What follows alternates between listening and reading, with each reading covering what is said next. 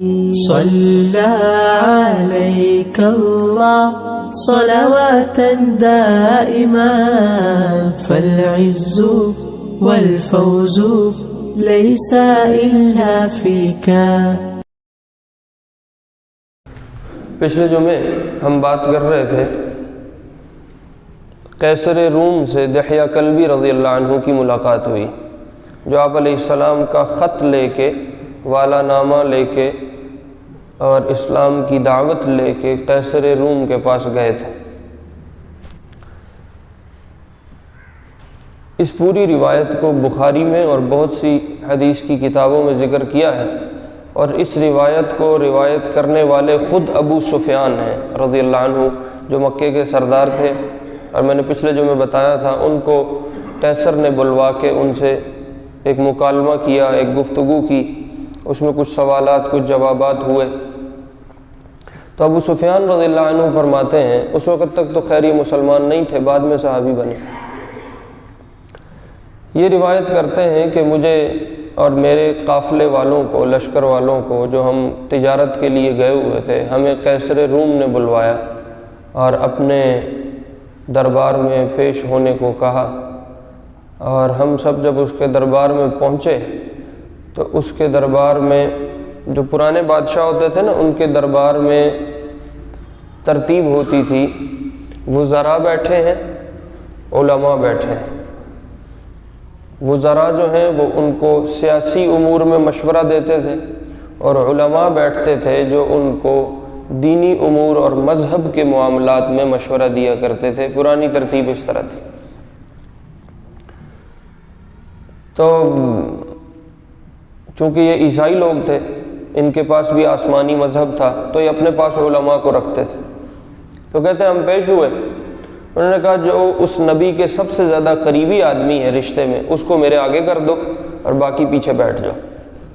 تو ابو سفیان کا سب نے کہا کہ یہ رشتے میں چونکہ حضور کے چچا تھے نبی علیہ السلام کے، تو کہا مجھے سب نے آگے کر دیا اور خود سب پیچھے ہو کے بیٹھ گئے۔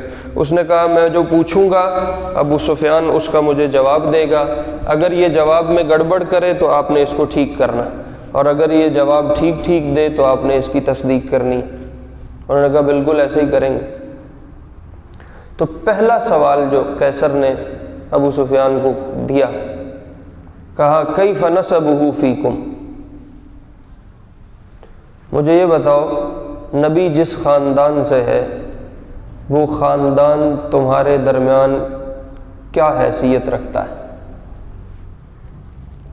کسی بڑے خاندان کا آدمی ہے یا چھوٹے خاندان کا آدمی ہے؟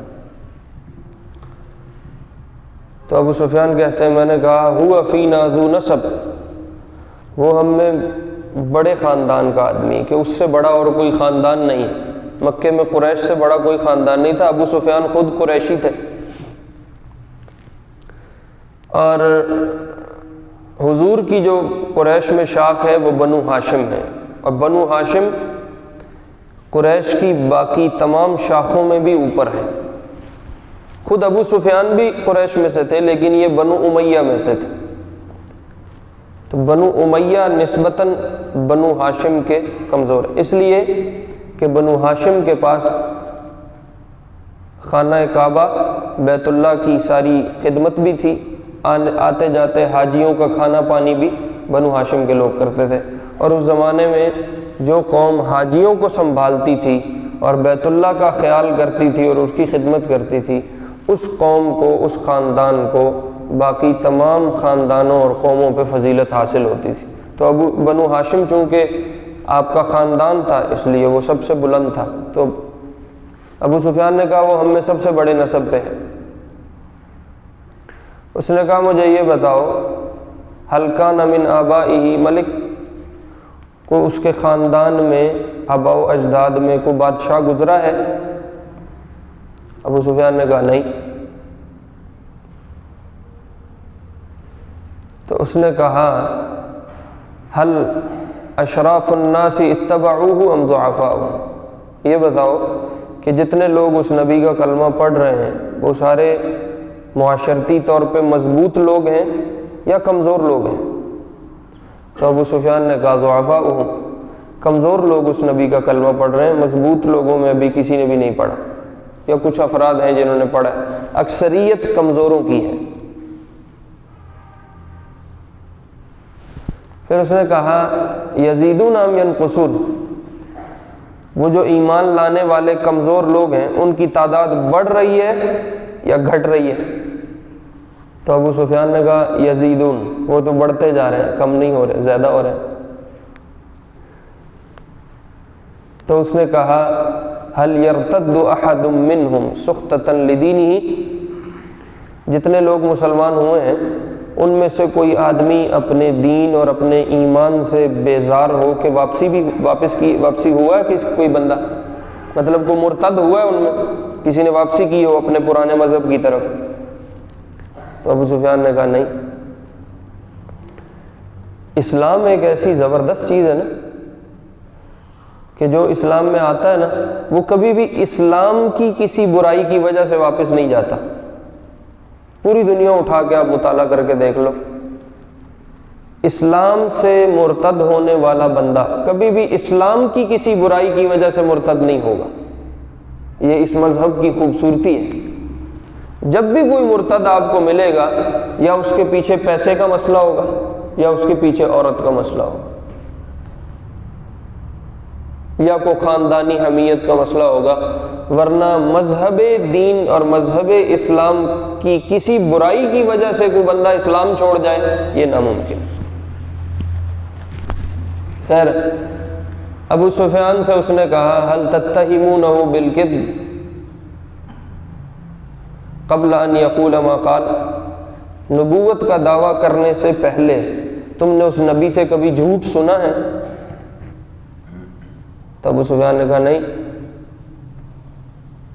تو اس نے کہا هل قاتلتموہ، کبھی اس نبی سے تمہاری لڑائی بھی ہوئی ہے، تم نے لڑائی کی ہے؟ اچھا، اس نے نا یہ عجیب سوال ہے، وہ یوں بھی کہہ سکتا تھا کہ کبھی اس نبی نے تم سے لڑائی کی ہے، یہ بھی تو ہو سکتا تھا، لیکن اس نے لڑائی کو اللہ کے نبی کی طرف منسوب نہیں کیا۔ اس کا ذاتی احترام تھا کہ وہ اللہ کے نبی کو بڑا سمجھتا تھا، تو احتراماً اس نے لڑائی کو اللہ کے نبی کی طرف نسبت نہیں دی، یا شاید اس لیے نہیں دی کہ وہ اس بات کو جانتا ہو کہ نبی کبھی بھی لڑائی نہیں کرتے، نبی تو دعوت لے کے آتے ہیں، اور نبی ہمیشہ ابتدا میں دعوت ہی دیتے ہیں، پھر جو رکاوٹ بنے اس کے ساتھ لڑائی کرتے ہیں۔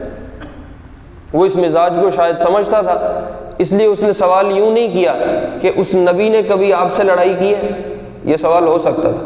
اس کی بجائے سوال یہ کیا هل قاتلتموہ، کیا تم نے کبھی اس نبی سے لڑائی کی ہے؟ مطلب یہ تہاڈا کام ہو سکتا ہے، وہ کام نہیں ہو سکتا۔ تو ابو سفیان نے کہا بالکل کی ہے۔ تو کہا کیف الحرب کان بینکم، پھر جنگ ہوئی تمہارے درمیان تو کیا نتیجہ نکلا؟ تو ابو سفیان کہنے لگے الحرب بیننا و بینہ سجال، کنویں کا ڈول جب کنویں میں ڈالتے ہیں کبھی بھرا ہوا نکلتا ہے، کبھی خالی نکلتا ہے، کبھی آدھا نکلتا ہے، کا جنگ ہمارے اور اس کے درمیان کنویں کا ڈول ہے، کبھی ہم بھر لیتے ہیں کبھی وہ بھر لیتا ہے، مطلب کبھی ہم جیتے کبھی وہ جیتے۔ ینال منا و ننال منہ، کبھی ہمارا پلڑا بھاری رہا کبھی اس نبی کا پلڑا بھاری رہا۔ اس نے کہا مجھے یہ بتاؤ کہتا کیا ہے، وہ نبی کس چیز کی دعوت دیتا ہے؟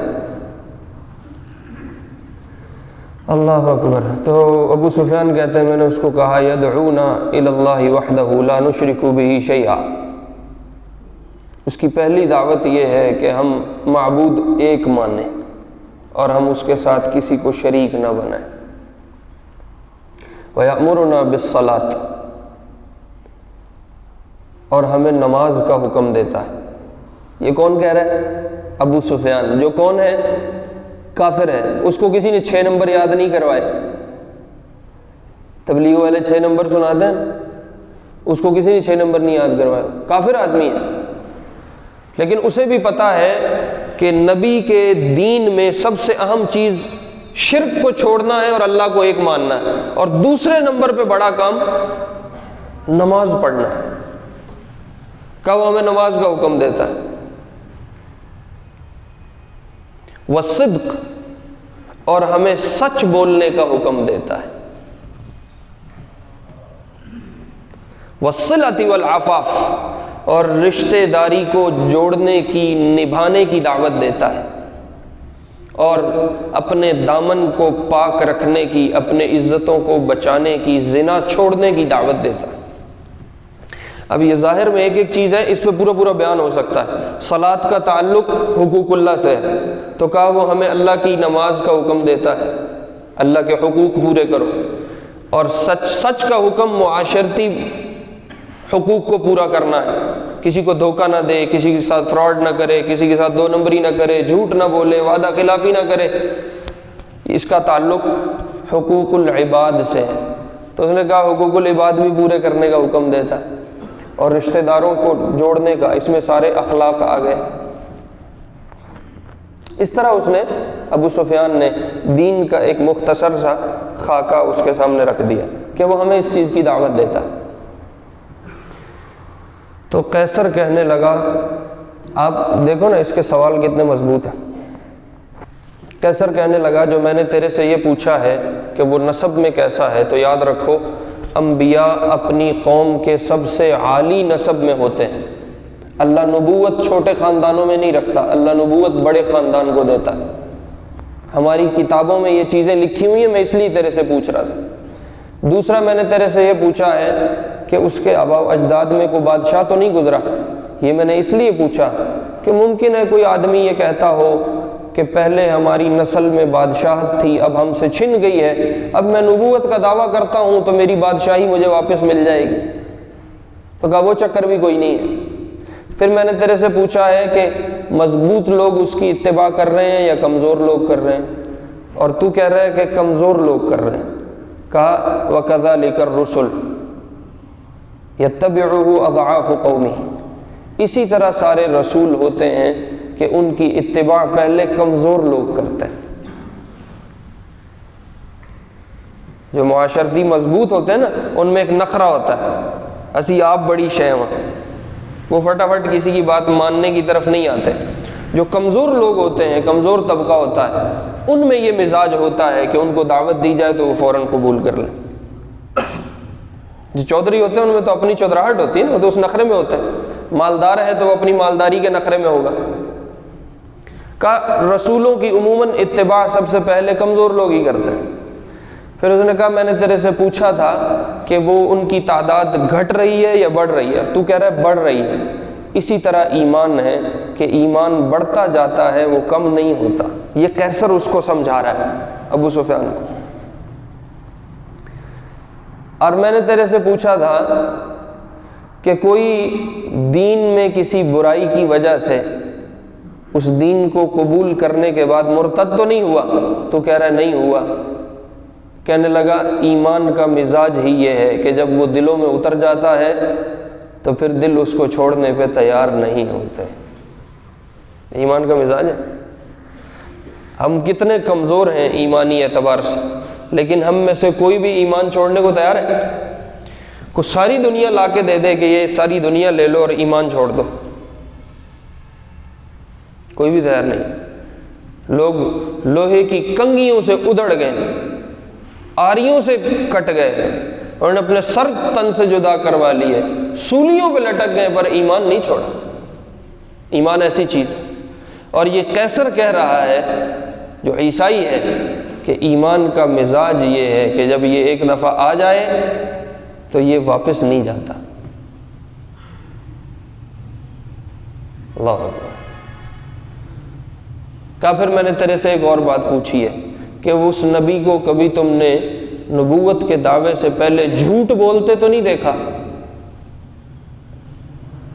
اور تو مجھے کہہ رہا ہے کہ ہم نے اس کو کبھی جھوٹا نہیں پایا، اور وہ کبھی جھوٹ نہیں بولتا۔ کہنے لگا یہ بات میں نے اس لیے پوچھی ہے کہ جو آدمی لوگوں پہ جھوٹ بول سکتا ہے وہ لوگوں کے رب پہ بھی جھوٹ بول سکتا ہے، کہ وہ یہ کہہ سکتا ہے میں نے اللہ نے نبی بنا کے بھیجا ہے، ممکن ہے وہ جھوٹ بول رہا ہو، لیکن جو آدمی مخلوق سے جھوٹ نہیں بول سکتا وہ خالق سے کیسے جھوٹ بول لے گا؟ آپ قیصر کی دانش دیکھو کتنی تیز اس کی حص ہے، اور اس کا کیسا دماغ ہے جس سے اس نے یہ سوال کیے اور اس کا نتیجہ سارا اس نے پکڑا۔ پھر وہ کہنے لگا ابو سفیان میری بات کان کھول کے سن لو، ان کان ما تقولہ حقا، یہ جتنے سوال میں نے کیے ہیں اور تو نے جواب دیے ہیں، اگر یہ سارے جواب حق تھے اور سچ تھے اور بالکل ایسا ہی ہے جیسے تو بتا رہا ہے، فَسَيَمْلِكُ مَوْضِعَ قَدَمَيَّ هَاتَيْنِ، تو یاد رکھ یہ صرف مکے کی بات نہیں ہے، ان قریب وہ نبی میرے ان قدموں والی جگہ کا بھی مالک بن جائے گا۔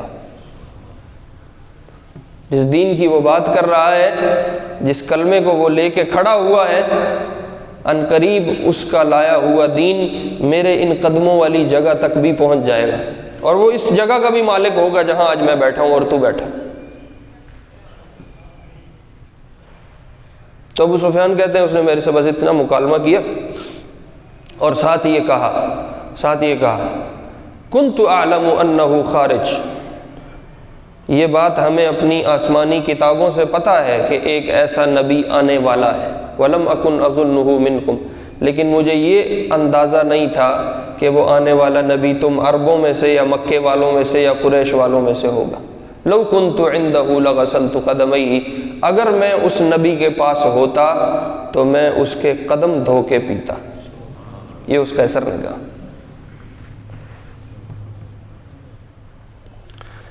پھر قیصر نے حکم دیا ساری مجلس والوں کو اللہ کے نبی کا خط پڑھ کے سنایا گیا، کسی نے کھڑے ہو کے وہ پورا خط پڑھا اور اللہ کے نبی کا وہ خط سارے مجمع کو سنایا گیا۔ جب وہ خط کی تحریر ختم ہوئی تو آوازیں بلند ہو گئیں مجلس میں، وہ سارے عیسائی تھے ظاہر، کوئی کچھ کہنے لگ گیا، کوئی کچھ کہنے لگ گیا، کوئی کچھ کہنے، تبصرے شروع ہو گئے۔ تو قیصر نے ابو سفیان کو اور اس کے سارے حواریوں کو دربار سے نکلوا کے دروازہ بند کر لیا۔ ایک ان میں عالم بیٹھا ہوا تھا جو عیسائیت کا بڑا عالم تھا، زغاتر اس کا نام ہے، زغاتر۔ قیصر نے اس کو کہا کیا کہتے ہو، خط تم نے سن لیا ہے اور لانے والے کا یہ دعویٰ ہے کہ یہ نبی کا خط ہے، کیا کہتے ہو؟ اس نے کہا جو بات ہوئی ہے اس سے اندازہ ہوتا ہے کہ یہ وہی نبی ہے جس نبی کی بات عیسیٰ علیہ السلام کرتے ہوئے گئے، اور جس نبی کی باتیں ہماری کتابوں میں اور ہماری نشانیوں میں ملتی ہیں یہ اسی نبی کی بات ہے، اگر یہ وہی ہے تو اس کی بات مان لینی چاہیے۔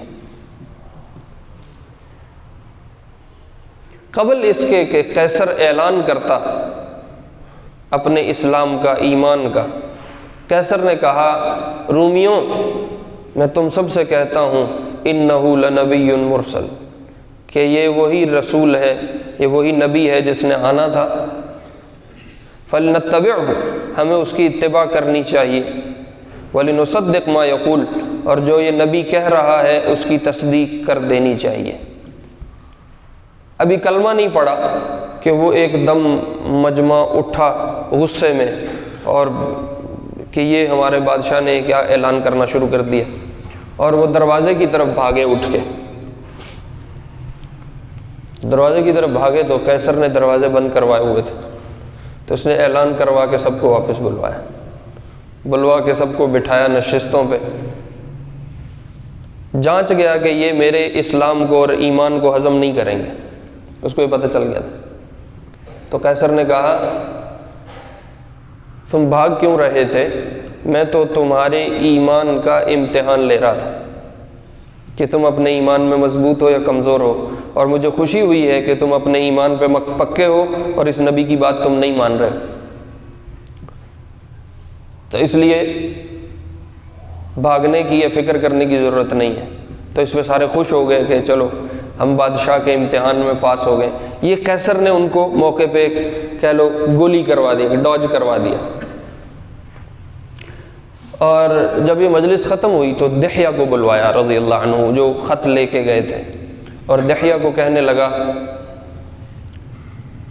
تنہائی میں، اس کو خلوت میں لے جا کے ان کو کہا تمہارا دوست سچا ہے اور وہ نبی برحق ہے، اگر مجھے میری قوم کا خوف نہ ہوتا کہ یہ مجھے قتل کر دے گی تو میں تمہارے نبی کا کلمہ پڑھ جاتا، لیکن میں یہ کلمہ اپنی قوم کے خوف کی وجہ سے نہیں پڑھ رہا۔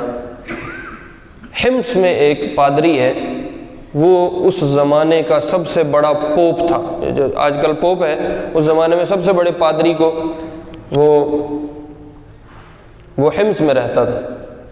تو دحیہ کو کہا اس کے پاس جاؤ اور اس کو اپنی یہ دعوت پیش کرو، اگر وہ مسلمان ہو جائے گا اور تمہاری دعوت قبول کر لے گا تو رومیوں کو سمجھانا، منانا، یہ بات ہضم کروانا آسان ہو جائے گی، کیونکہ وہ ان کا مذہبی سب سے بڑا پیشوا ہے۔ اگر وہ نیچے آ جائے گا، وہ ایمان لے آئے گا تو پھر سب کو منانا آسان ہو جائے گا۔ تو دحیہ ان کے پاس گئے، میں اب مختصر کر رہا ہوں، وقت تھوڑا ہے۔ دحیہ ان کے پاس گئے اور ان کو جا کے اس پادری کو ساری دعوت پیش کی کہ میں یہ خط لے کے قیصر کے پاس آیا تھا اور ایسے ایسے ایک ہمارے نبی ہیں جو اس چیز کی دعوت دیتے ہیں، اس نے مجھے آپ کے پاس بھیجا ہے۔ وہ کہنے لگا کہ یہ وہی آخری نبی ہے جس کی ہم بات کرتے آئے ہیں، یہ زمانہ بھی اسی کا ہے، ہماری کتابوں میں جو نشانیاں تھیں وہ بالکل پوری ہیں، اشہد ان لا الہ الا اللہ وان محمد عبدہ ورسولہ۔ وہ مسلمان ہوا۔ جب وہ مسلمان ہوا، اس کے جو درسگاہ میں یا اس کی جو حلقہ تعلیم تھا اس میں جو لوگ بیٹھے تھے، انہوں نے وہیں اس کو پیٹنا شروع کر دیا، اتنا پیٹا، اتنا مارا کہ قتل کر دیا۔ تو دحیہ رضی اللہ عنہ دوبارہ قیصر کے پاس آئے اور اس کو ساری بات سنائی۔ قیصر نے کہا اسی خوف کی وجہ سے میں نے اپنی قوم میں اپنے ایمان کا اظہار نہیں کیا۔ تو اس سے کچھ لوگ علماء محدثین کہتے ہیں کہ قیصر ایمان والا ہے اور قیصر مسلمان ہو گیا تھا، لیکن کچھ محدثین کا، علماء کا یہ کہنا ہے چونکہ اس نے اپنے ایمان کا اعلان نہیں کیا، جب تک کوئی کافر اپنے ایمان کا اعلان نہ کر دے تب تک وہ مسلمانوں میں شمار نہیں کیا جائے گا۔ اس کا اور اللہ کا معاملہ ہے، اللہ اس کے ساتھ جو بھی کرے، ہم اس کو مسلمان نہیں شمار کریں گے، مسلمان تب شمار ہوگا جب وہ اعلان کرے گا۔ تو اس لیے کچھ علماء اس کے مسلمان ہونے کے قائل نہیں ہیں، کچھ لوگ کہتے ہیں کہ وہ ایمان والا تھا۔ بہرحال اللہ کے ساتھ اس کا معاملہ ہے۔ اس نے دحیہ رضی اللہ عنہ کو بہت سارے کپڑے، چونکہ عرب میں کپڑے نہیں تھے، کپڑے اس زمانے میں بہت تھوڑے ہوتے، اسے بہت سے کپڑے اور ڈھیر سارا مال وہ دحیہ کو دیا، اور اللہ کے نبی کا جو خط تھا اس کو اپنے سر پہ رکھا اور پھر اس کو بوسہ دیا اور اپنے سینے سے لگایا، اور خط اپنے پاس رکھ کے دحیہ کو کہا واپس جاؤ اور اللہ کے نبی کو میرا سلام دینا، اور جو یہ ہوا ہے یہ سارا ان کو عرض کر دینا۔ دحیہ رضی اللہ عنہ وہ سارا مال لے کے اور وہ کپڑے لے کے جب لوٹے، راستے میں ایک قبیلہ ہے جزام، انہوں نے حملہ کیا۔ وہ مسافروں پہ لوٹ کسوٹ ہوتی تھی، راستوں پہ حملے ہو جاتے تھے، انہوں نے ڈاکہ مارا اور دحیہ کا سارا مال، سارے کپڑے، وہ سب کچھ لوٹ لیا۔ دحیہ رضی اللہ عنہ مدینہ پہنچے اور گھر جانے کی بجائے سیدھا اللہ کے نبی کے پاس گئے اور ساری بات سنائی۔ اللہ کے نبی علیہ السلام نے زید بن حارثہ رضی اللہ عنہ ایک صحابی ہیں جن کو حضور کا منہ بولا بیٹا بھی کہتے ہیں، ان کو 500 افراد کا ایک لشکر دیا، کہا جزام پہ جا کے چڑھائی کرو اور جو انہوں نے دحیہ کا مال لوٹا ہے وہ سارا ان سے چھڑوا کے لاؤ۔ تو زید نے جا کے جزام پہ چڑھائی کی اور حملہ کیا، اور تقریباً میں اب مختصر کر رہا ہوں 1000 اونٹ اس قبیلے کے زید بن حارثہ چھڑا کے لے آئے، اور 5000 کے قریب بکریاں اور جانور ان سے چھڑا کے لے آئے، اور 100 عورتیں اور بچے غلام بنا کے زید بن حارثہ اس قبیلے سے لے آئے۔ پھر کچھ صحابی تھے وہ مسلمان ہو چکے تھے اور وہ اسی قبیلے سے تھے، ان میں مشہور صحابی ہیں زید بن رفاعہ، زید بن رفاعہ جزامی ان کا نام رضی اللہ عنہ۔ انہوں نے کہا یا رسول اللہ میرا قبیلہ ہے، آپ جانے دیں۔ انہوں نے منت سماجت کی، سفارش کی، تو آپ نے ان کا سارا مال بھی واپس کر دیا، ان کی عورتیں بچے بھی واپس کر دیے، اور جو دحیہ کا مال تھا وہ ان سے نکلوا لیا رضی اللہ عنہ۔ باقی کچھ خطوط کا تذکرہ ہے وہ اگلے جمعے پہ کریں گے۔ ایک بات بس عرض کر کے پھر انشاءاللہ سنتیں پڑھتے ہیں۔ دیکھو میرے عزیزوں، میرے پیارو، کافر بھی جانتے ہیں کہ ایمان کیا ہے، جو صحیح کافر ہے اس کو معلوم ہے ایمان کیا ہے اور ایمان کا مزاج کیا ہے۔ قیصر نے جتنی باتیں سفیان سے پوچھی تھیں، ابو سفیان سے، ان میں کوئی ایک بات بھی ہے جو ہمارے ایمان میں سے نہ ہو۔ جتنا اس نے پوچھا ہے 100% ہمارے ایمان کے مزاج کی چیزیں پوچھی۔ ایمان والا کافر کو جواب ہمیشہ اپنے عمل سے دیتا ہے۔ یہ آج کی بات کہنا مقصود تھی۔ اس قصے میں جو ہمارے لیے سبق ہے وہ یہ ہے کہ کافر کا جواب ہمیشہ عمل سے ہوتا ہے۔ تم نے کبھی ان کو جھوٹ بولتے دیکھا؟ اس نے کہا میں نے کبھی جھوٹ بولتے نہیں دیکھا۔ تم نے کبھی دیکھا ایمان والے اپنے ایمان سے واپس ہٹتے ہوں؟ انہوں نے کہا ہم نے کبھی نہیں دیکھا۔ تم نے دیکھا ایمان لانے والے کون لوگ تھے؟ انہوں نے کہا کمزور لوگ سب سے پہلے ایمان لائے تھے۔ وہ کہہ رہا ہے بالکل، ایمان جب دل میں داخل ہو جاتا ہے، ایمان اپنی جگہ بنا لیتا ہے، وہ پھر نکلتا نہیں ہے۔ ایمان والا اپنے عمل سے کافر کو جواب دیتا ہے۔ کافروں کو باتوں سے جواب نہیں دیا جا سکتا، عمل سے جواب دیا جاتا ہے۔ ہم سب کا یہ کہنا ہے آج یہ نبی کی گستاخی ہو گئی، آج وہ نبی کی گستاخی ہو گئی، آج یہ مذہب کی توہین ہو گئی، آج وہ مذہب کی توہین ہو گئی۔ ہمارا جواب کیسا ہے؟ ہم اپنے عمل سے جواب دیتے ہیں کہ ہم صرف باتیں ہی کرتے ہیں؟ اس نے کہا کبھی جھوٹ بولتے دیکھا ہے؟ میں کہا کبھی نہیں دیکھا۔ اور ہمارے جتنا ایمان والا مجمع ہے، بتاؤ کتنے جھوٹ بولتے ہیں ہم دن میں؟ ابھی بھاگتا والا بازار میں جاؤ، جھوٹ کی کیا صورتحال ہے مارکیٹ میں؟ میرا خیال سب سے زیادہ بکنے والی اگر کوئی چیز ہے تو وہ جھوٹ ہے۔ جو جتنا اچھا جھوٹ بول لے وہ اتنا بڑا تاجر ہے، اس کا سودا اتنا زیادہ بکے گا۔ ہمارا چہرہ نبی کی سنت پہ نہیں ہے، ہمارا لباس نبی کی سنت پہ نہیں ہے، ہماری شادی، ہمارے بیاہ، ہماری گھر کی تقریبات نبی کی سنت پہ نہیں ہے، ہماری زندگی کا باقی رسم و رواج نبی کی سنت پہ نہیں ہے۔ دعویٰ ہمیں یہ ہے کہ ہمارے نبی کی کوئی گستاخی بھی نہ کرے اور ہمارے مذہب کی کوئی توہین بھی نہ کرے۔ معذرت کے ساتھ آپ کو سمجھانے کے لیے کہہ رہا ہوں، یہ ایسے ہی ہے جیسے ایک گھر کی کوئی چار دیواری نہیں ہے، اس کا کوئی گیٹ دروازہ نہیں ہے، اور اعتراض یہ ہے کہ ہمارے گھر میں کتے بلے آ جاتے ہیں۔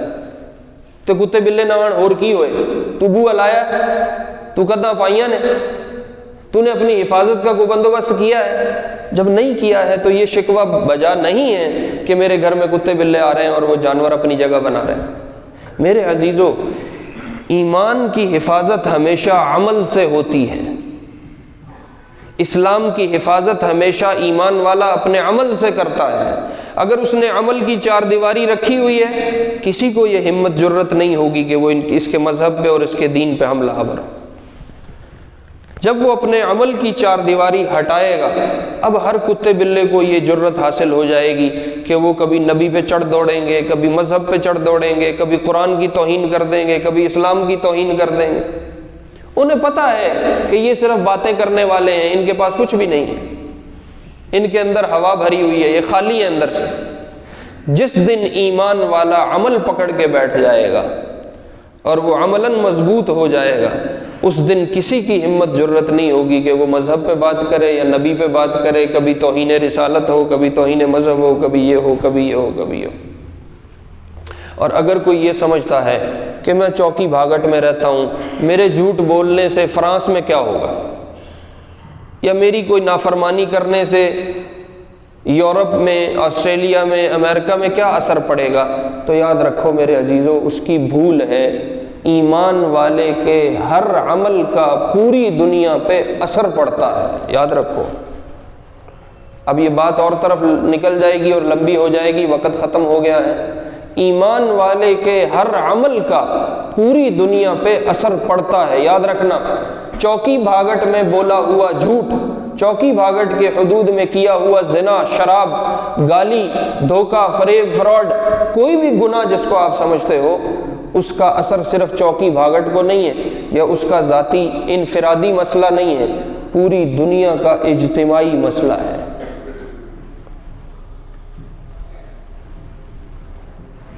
شب قدر کا علم اس امت کو حاصل تھا، لیلۃ القدر کس رات میں ہوگی اس امت کو پتہ تھا کہ نہیں تھا؟ پتہ تھا۔ 2 آدمیوں میں لڑائی ہو گئی، 2 آدمیوں میں لڑائی ہوئی، مشہور روایت ہے، آپ نے سن رکھی۔ 2 آدمیوں میں لڑائی ہوئی، یہ 2 کون ہیں؟ ایمان والے ہیں، یہ 2 مسلمان ہیں، یہ آپس میں لڑ بیٹھے۔ آپ نے فرمایا ان 2 کی لڑائی کی وجہ سے اللہ نے لیلۃ القدر کا علم اٹھا لیا ہے، اب 5 راتوں میں تلاش کرو، اب کوئی پتہ نہیں کس رات میں ہوگی۔ یہ علم سے محرومی کیوں ہوئی؟ امت سے لیلۃ القدر کا علم کیوں لے لیا گیا؟ 2 بندوں کی لڑائی ہے۔ آپ کیسے کہہ سکتے ہو کہ 2 بندیاں دی لڑائی سی، مدینے چ لڑے سن، اتھے ہی مک گئی سی گل، ساری دنیا کو علم واپس لین دی کیڑی لوڑ سی؟ نہیں، ایمان والے کا مسئلہ انفرادی نہیں ہے، اس کا ہر عمل پوری کائنات پہ اثر ڈالتا ہے۔ میں کہتا ہوں عمل تو بہت بڑی چیز ہے، ایمان والے کی نیت بھی اثر ڈالتی ہے۔ عمل تو بہت آگے کی چیز ہے کہ وہ جسم سے نکل چکا ہے، ابھی جسم سے نہیں نکلا، صرف دل میں نیت خراب ہوئی، اس کے اثرات بھی اللہ پوری دنیا پہ ڈال دیتا ہے۔ یہ میں خود سے نہیں کہہ رہا، اس پہ روایات ہیں، میں آپ کو سنا سکتا ہوں۔ سورۃ قلم اٹھا لو، سورۃ قلم، اللہ نے قصہ سنایا، وہ ایک باغ والے تھے، 5-7 بھائی تھے، ان کا باپ تھا وہ مر گیا، وہ صدقہ زکوٰۃ بہت کرتا تھا، جب پھل اٹھانا اس میں سے صدقہ کرنا اللہ کے نام پہ، غریبوں میں تقسیم کرنا۔ ان بھائیوں نے رات کو نیت کی سویرے اسی جاواں گے، اسی صدقہ زکوٰۃ چوں کوئی شے نہیں کڈنی، اسی غریباں نوں کچھ نہیں دینا۔ صرف ان کی نیت پہ اللہ نے راتوں رات پورا باغ ملیا میٹ کر دیا تھا۔ مجھے بتاؤ یہ قصہ اللہ نے قرآن میں کیوں سنایا؟ کیوں سنایا؟ کہانی سی؟ یہ ایمان والوں کو سمجھایا ہے کہ تمہارے دل کی نیت کا خراب ہو جانا کائنات پہ اثر ڈالتا ہے۔ اس لیے میرے عزیزوں، میرے پیارو، اپنے عمل کو درست کرنا ہے، اپنے ایمان پہ مضبوطی ہمیشہ عمل سے آئے گی، اپنے عمل کو دیکھنا ہے اور اپنی نیتوں کو درست کرنا ہے کہ ہماری نیت، ہمارا عمل پوری دنیا پہ اپنا اثر ڈالتا ہے۔ اگر ایمان والے اپنے اعمال کو ٹھیک کر لیں، اگر ایمان والے اپنی نیتیں ٹھیک کر لیں، اللہ پوری دنیا کے حالات بدل سکتے ہیں۔ لو ان اہل القری آمنوا واتقوا، اگر بستیوں والے، دیہاتوں والے ایمان لے آئیں، تقوی اختیار کر لیں، کیا ہوگا؟ لفتحنا علیہم برکات من السماء والارض، ہم آسمان اور زمین کی برکتوں کے دروازے کھول دیں گے۔ اس لیے حالات بدلنے ہیں، اعمال بدلنے ہوں گے، ورنہ جب تک اعمال نہیں بدلیں گے حالات نہیں بدلیں گے۔ اللہ رب العزت ہمیں اپنے عمل پہ مضبوط فرمائے اور دین سیکھ کے سمجھنے کی توفیق نصیب فرمائے۔ صلى عليك الله صلواتا دائما، فالعز والفوز ليس إلا فيك.